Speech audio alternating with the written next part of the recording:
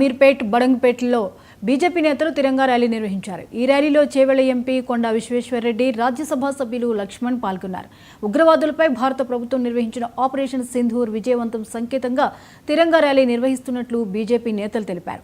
Operation Sindoor ద్వారా భారత శక్తి ప్రపంచానికి తెలిసిందని రాజ్యసభ సభ్యులు లక్ష్మణ్ వెల్లడించారు.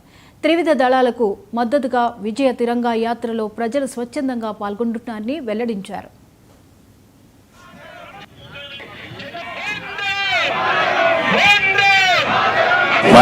ఐక్యత మనం ప్రపంచానికి చూపెట్టినాం.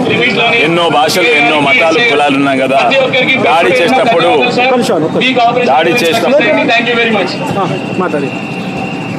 దాడి చేసినప్పుడు దేశమంతా ఒకటైతుందని ప్రపంచానికి చూపెట్టినాం.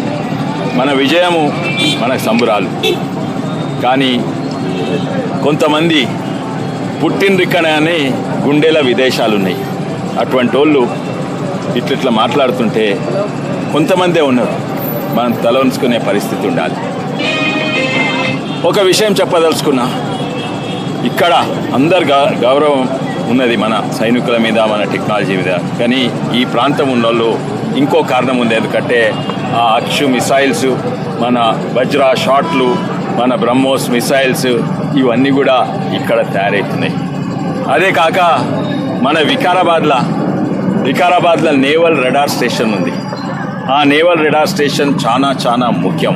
ఎందుకంటే మనకు నో ఫస్ట్ యూజ్ పాలసీ ఉన్నది. పాకిస్తాన్కు ఫస్ట్ యూజ్ పాలసీ దటాయించండు కూడా.